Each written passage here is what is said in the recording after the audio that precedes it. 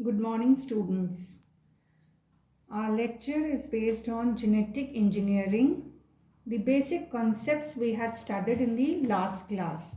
Genetic engineering के students जो basic concepts होते हैं वो हम पिछली क्लास में पढ़ चुके हैं. आज के हमारे लेक्चर में हम देखेंगे डायग्रामेटिकली हम समझेंगे कि जेनेटिक इंजीनियरिंग कैसे होती है. स्टूडेंट्स, अभी तक बायोटेक्नोलॉजी की हमने 2 टेक्निक्स की हैं. जो फर्स्ट टेक्निक थी हमारी that was recombinant DNA technology, rDNA technology. और जो सेकंड टेक्निक है हमारी बायोटेक्नोलॉजी की वो है जेनेटिक इंजीनियरिंग. रिकॉम्बिनेंट बायोटेक्नोलॉजी जब हम करते हैं तो उसमें हम जो भी आरडीएनए बनाते हैं उसको बैक्टीरिया के अंदर डालते हैं ताकि उसका हम प्रोटीन का लार्ज स्केल प्रोडक्शन करवा सकें, क्योंकि बैक्टीरिया हमको पता है बहुत जल्दी मल्टीप्लाई करते हैं. जबकि जेनेटिक इंजीनियरिंग हम जब भी करते हैं तो हमारा जो उद्देश्य होता है स्टूडेंट्स वो ये होता है कि हमें जीएमओ बनाने हैं, जेनेटिकली मॉडिफाइड ऑर्गेनिजम्स. और जेनेटिक इंजीनियरिंग में बहुत सारी टेक्निक्स आती हैं और उसी की एक छोटी टेक्निक है रिकॉम्बिनेंट डीएनए टेक्नोलॉजी. तो स्टूडेंट्स ये हमने पिछली क्लासेस में समझा है. अब जो हमारी लास्ट क्लास थी जिसमें हमने जेनेटिक इंजीनियरिंग के बेसिक कॉन्सेप्ट समझे थे, आज उन्हीं कॉन्सेप्ट्स को हम डायग्रामेटिकली समझेंगे ताकि वो कॉन्सेप्ट और क्लियर हो जाए. तो स्टूडेंट्स, हमने कहा कि जेनेटिक इंजीनियरिंग से हम जेनेटिकली मॉडिफाइड ऑर्गेनिजम्स बनाते हैं. ये जो जेनेटिकली मॉडिफाइड ऑर्गेनिजम्स होते हैं ये प्लांट हो सकता है, एनिमल हो सकता है, बैक्टीरिया हो सकता है, वायरस हो सकता है, कुछ भी हो सकता है. तो फर्स्ट एग्जांपल हमने लिया है जेनेटिकली मॉडिफाइड क्रॉप का. जब भी हम जेनेटिकली मॉडिफाइड क्रॉप बनाते हैं स्टूडेंट्स, तो हम ये क्रॉप क्यों बनाते हैं?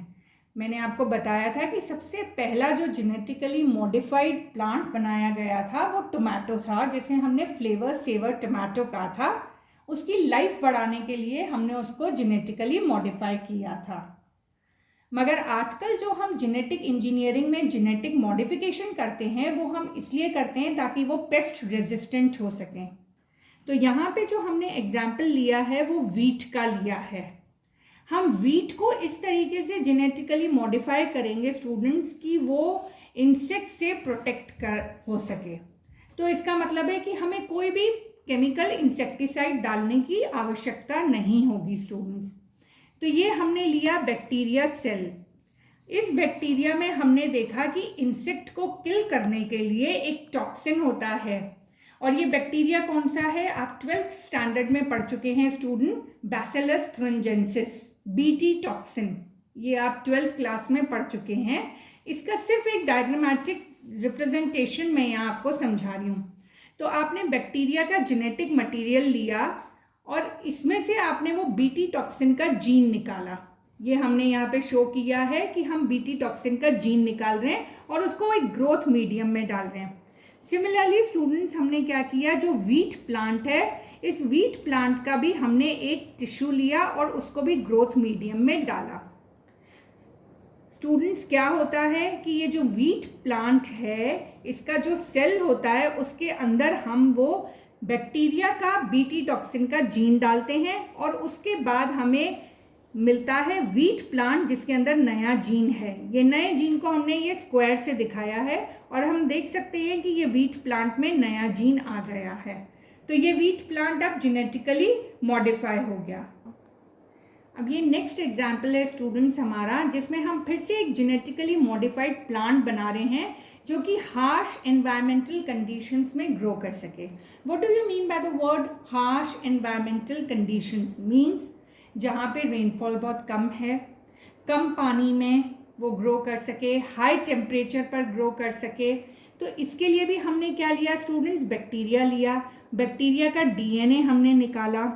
उस डीएनए में हमने पहले आरडीएनए बनाया, यानी जो भी जीन आप उसमें डालना चाहते हैं उसमें आपने आरडीएनए डाला.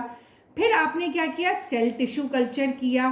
तो आपको जेनेटिकली मॉडिफाइड प्लांट मिला. प्लांट सेल को आपने ट्रांसफॉर्म किया. Remember students, I am telling you again and again कि जो रिकॉम्बिनेंट डीएनए टेक्नोलॉजी होती है उसमें हम मेन डीएनए को टच नहीं करते, हम एक्स्ट्रा क्रोमोसोमल डीएनए प्लाज्मिड को रिकॉम्बिनेंट डीएनए बनाते हैं, जबकि यहाँ पे स्टूडेंट्स हम मेन डीएनए में हमारा बैक्टीरिया का जीन डाल रहे हैं। प्लांट सेल के मेन डीएनए में आपने बैक्टीरिया में से एक जीन निकाला और वो उसको उसमें डाल दिया ताकि ये प्लांट सेल में वो जीन इंटीग्रेट हो जाए और अब ये प्लांट भी हार्श कंडीशंस में ग्रो कर सके जैसे कि बैक्टीरिया ग्रो करता है। तो ये हमारा सेकेंड एग्जाम्पल था जेनेटिकली मॉडिफाइड प्लांट का।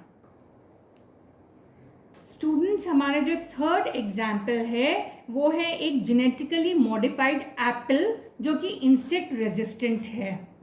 इसमें हमने क्या किया है स्टूडेंट्स, एक नॉर्मल एप्पल लिया है। इस नॉर्मल एप्पल में हमने क्या किया, बैक्टीरिया का इंसेक्ट रेजिस्टेंट जीन जो था इस एप्पल के जीन के साथ मिक्स कर दिया, तो ये हमें मिला है इंसेक्ट रेजिस्टेंट एप्पल। ये हम सब डायग्रामेटिकली समझ रहे हैं। तो आपने स्टूडेंट्स इसमें क्या किया, एक प्लांट सेल लिया, उसका डीएनए आपने लिया, प्लस बैक्टीरिया का जो मेन डीएनए है जिसमें कोई रेजिस्टेंस का जीन है वो जीन आपने निकाला और मेन डीएनए जो कि प्लांट का है उसके साथ उसको इंटीग्रेट कर दिया, आरडीएनए बन गया। अब इस आरडीएनए को आपने सेल के अंदर डाल दिया। तो ये था हमारे जेनेटिकली मॉडिफाइड प्लांट्स के एग्जाम्पल्स। अब स्टूडेंट्स हम स्टडी करेंगे कि जीएम एनिमल्स हम कैसे बनाते हैं, जेनेटिकली मॉडिफाइड एनिमल्स। हमें ये समझना है कि जब भी हम जेनेटिकली मॉडिफाइड प्लांट्स बनाते हैं तो उसके लिए जेनेटिक इंजीनियरिंग में ही हम सेल या टिश्यू कल्चर करते हैं, मगर जब भी हम जेनेटिकली मॉडिफाइड एनिमल्स बनाते हैं तो हम कौन से सेल लेते हैं, स्तंभ कोशिकाएं, स्टेम सेल। स्तंभ कोशिका या स्टेम सेल वो सेल होती है जिसमें बॉडी की बाकी सारी सेल्स बनाने की क्षमता होती है। तो हम ऐसी स्टेम सेल लेते हैं, एम्ब्रियोनिक स्टेम सेल, भ्रूण में से ऐसी स्तंभ कोशिका लेते हैं। ये देख रहे हैं आप, ये स्तंभ कोशिका ली, इसको आपने आरडीएनए बनाया, इसमें एक फॉरेन बायो डीएनए आपने डाल दिया। अब ये आरडीएनए को आप वापस से स्टूडेंट्स डालते हैं किसके अंदर, माइक्रो इंजेक्शन द्वारा। ये माइक्रो इंजेक्शन देख रहे हैं आप, मैंने आपको डीएनए ट्रांसफर करने के 3 तरीके बताए थे, वो आगे मैं समझाऊंगी। उनमें पहला तरीका होता है माइक्रो इंजेक्शन। तो हमने जो ये आरडीएनए बनाया इसमें आपने कोई सा भी फॉरेन डीएनए जोड़ा, स्तंभ कोशिका के डीएनए में फॉरेन डीएनए जोड़ के आरडीएनए बनाया। इस आरडीएनए को अब आपने माइक्रो इंजेक्शन करके ब्लास्टुला में डाल दिया। ये ब्लास्टुला आपने एक मादा चूहे के गर्भाशय में डाला ताकि वहाँ पे उसका डेवलपमेंट हो सके।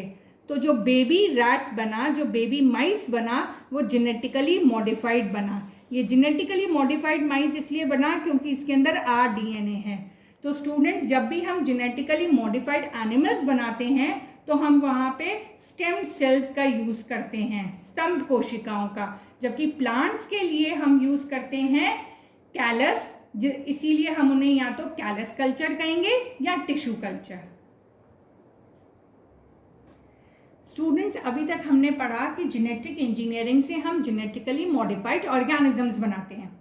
अब जेनेटिक इंजीनियरिंग में हम जीन थेरेपी भी करते हैं। जीन थेरेपी केवल हम ह्यूमंस पर करते हैं। इसमें मैं आपको पिछली क्लास में समझा चुकी हूँ कि एनी डिफेक्टिव जीन, जो भी डिफेक्टिव जीन है that is corrected, that is replaced with a corrected gene. अगर किसी पर्सन में जीन में म्यूटेशन हो गया, जिसका बेस्ट एग्जाम्पल है sickle cell anaemia.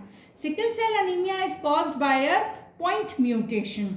6th number का जो अमीनो एसिड होता है वो चेंज हो जाता है। अब इस पॉइंट म्यूटेशन की वजह से ह्यूमंस में सिकल सेल अनीमिया आता है।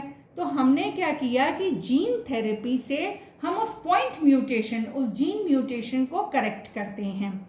यहाँ हमने बताया है कि जीन थेरेपी में, ये मैंने आपको पहले ही बताया था कि जब भी डीएनए, आरडीएनए आप डाल रहे हैं प्लांट या एनिमल सेल के अंदर, तो 3 मेथड्स होते हैं, माइक्रो इंजेक्शन जो आपने इससे पहले पढ़ा, दूसरा होता है इलेक्ट्रोपोरेशन, इलेक्ट्रिक शॉक देना, और तीसरा होता है बैक्टीरिया या वायरस की सहायता से आरडीएनए को अंदर सेल के अंदर पहुंचाना। तो जीन थेरेपी में स्टूडेंट्स हमने क्या लिया है, एडिनो वायरस। ये एडिनो वायरस का जो जीन था उसको हमने बाहर निकाल दिया और उसमें हमने आरडीएनए डाल दिया, ये रिकॉम्बिनेंट डीएनए डाल दिया। अब इस एडिनो वायरस को, क्योंकि ये एडिनो वायरस ह्यूमन सेल के अंदर जाने की क्षमता रखता है, तो ये वायरस अंदर जाएगा और ये वायरस का कोड बाहर रह गया सेल के बाहर और ये अंदर डीएनए गया, ये करेक्टेड जीन की कॉपी गई और ये मेन जो डीएनए है ह्यूमंस का उसके साथ ये करेक्टेड जीन, ये डिफेक्टिव जीन है, ये करेक्टेड जीन की कॉपी यहाँ पे आ जाएगी। तो जीन थेरेपी में स्टूडेंट्स हम क्या करते हैं, डिफेक्टिव जीन हट गया और करेक्ट जीन उसकी जगह आ गया, तो कोई भी जेनेटिक डिसऑर्डर को हम इस तरीके से करेक्ट करते हैं। अब स्टूडेंट्स, आई एम एम्फसाइजिंग कि जो भी आरडीएनए आप बनाते हैं, रिकॉम्बिनेंट डीएनए आपने बनाया जेनेटिक इंजीनियरिंग में, उसको प्लांट या एनिमल सेल में ट्रांसफर करने के 3 मेथड्स होते हैं। जो फर्स्ट मेथड होता है वो होता है माइक्रो इंजेक्शन, जो आपने जेनेटिकली मॉडिफाइड एनिमल्स में देखा। जो हमारा सेकंड मेथड होता है दैट इज इलेक्ट्रोपोरेशन। इलेक्ट्रोपोरेशन में आप क्या करते हैं, सेल है, सेल की मेम्ब्रेन के बाहर आप इलेक्ट्रिक करंट देते हैं, तो जीन जो आपका आरडीएनए है वो सेल के अंदर चला जाता है। इलेक्ट्रोपोरेशन का मतलब ही ये होता है students, electric current, electric field में सेल को रखना। अब जो हमारा नेक्स्ट मेथड है डीएनए को ट्रांसफर करने का, वो मैंने आपको अभी समझाया था। आप कोई भी वायरस या बैक्टीरिया ले सकते हैं जो प्लांट सेल या ह्यूमन सेल को इन्फेक्ट करता है। तो इसका बेस्ट एग्जाम्पल है एडिनो वायरस। आप एडिनो वायरस ले सकते हैं या रेट्रोवायरस ले सकते हैं, या प्लांट्स में हमें पता है कि कौन सा बैक्टीरिया होता है जो इन्फेक्शन कॉज करता है। 12th स्टैंडर्ड में आप पढ़ चुके हैं, एग्रोबैक्टीरियम ट्यूमीफेशियंस। मैंने आपको पिछली क्लास में भी बताया था स्टूडेंट्स कि प्लांट सेल में एग्रोबैक्टीरियम ट्यूमीफेशियंस नाम का जो बैक्टीरिया होता है, जीवाणु होता है, वो ट्यूमर कॉज करता है। तो ऐसे किसी भी बैक्टीरिया या वायरस को ले सकते हैं आप, और उसमें क्या करते हैं, हम उसका मेन डीएनए निकाल के आरडीएनए, रिकॉम्बिनेंट डीएनए को उसमें पैक कर देते हैं। तो जब भी ये रिकॉम्बिनेंट डीएनए, क्योंकि अब ये बैक्टीरिया या वायरस में पैक हो गया है, तो वायरस या बैक्टीरिया जब भी ह्यूमन सेल या प्लांट सेल को अटैक करेगा तो वो आरडीएनए उस सेल के अंदर ले जाएगा, और इस तरीके से आरडीएनए जो है वो सेल के अंदर न्यूक्लियस में मेन डीएनए के साथ जुड़ जाएगा। स्टूडेंट्स, इसमें हम देख रहे हैं जो रिकॉम्बिनेंट डीएनए था वायरस के अंदर था। अब ये ह्यूमन बॉडी है एक, इस वायरस को ह्यूमन बॉडी में इंट्रोड्यूस किया। अब टारगेट ऑर्गन क्या है, लिवर। तो ये वायरस कहाँ जाएगा, लिवर सेल्स में। ये वायरस ह्यूमन बॉडी के लिवर सेल्स के अंदर गया। जब भी ये लिवर सेल्स के अंदर जाएगा स्टूडेंट्स, तो ये वायरस क्या करेगा, इसके अंदर जो आरडीएनए है वो इस लिवर सेल्स के अंदर इंट्रोड्यूस करेगा। ऐसे लिवर सेल्स जिनके अंदर ये वायरस है, जिनके अंदर ये रिकॉम्बिनेंट डीएनए आ गया, उनको हम बाहर निकाल देते हैं, तो हमारे जेनेटिकली मॉडिफाइड सेल्स बन गए। इन जीएम, जेनेटिकली मॉडिफाइड सेल्स को फिर से लिवर के अंदर इंट्रोड्यूस किया जाता है, ताकि जो लिवर में कोई भी डिजीज हो वो करेक्ट हो सके। तो स्टूडेंट्स, हमको ये याद रखना है कि जब भी आप वायरस या बैक्टीरिया को लेते हैं तो उनका इन्फेक्शन कॉज, डिजीज कॉज करने वाले जीन को आप बाहर निकालते हैं, ताकि वो आप में कोई रोग उत्पन्न न कर सकें, और उसके स्थान पर, उसकी प्लेस पर आप उसमें वो जीन डालते हैं जिसको आपको ह्यूमन बॉडी में करेक्ट करना है। तो ये I think I am very clear students कि जेनेटिक इंजीनियरिंग क्या होती है, उसके स्टेप्स क्या क्या होते हैं, रिकॉम्बिनेंट डीएनए को कैसे प्लांट एंड एनिमल सेल्स में इंट्रोड्यूस किया जाता है, ये सब हमने थ्योरेटिकली भी समझा और डायग्रामेटिकली भी हमने इसको पढ़ा। तो स्टूडेंट्स, हमें ये समझना है कि बेसिक डिफरेंसेस क्या होते हैं रिकॉम्बिनेंट डीएनए टेक्नोलॉजी, क्योंकि recombinant DNA technology genetic engineering की ही एक स्मॉल टेक्निक है। And whenever you do genetic engineering और जीन मॉडिफिकेशन, तो वहाँ पे आप रिकॉम्बिनेंट डीएनए को एज अ टूल यूज करते हैं, and recombinant DNA is formed in rDNA technology.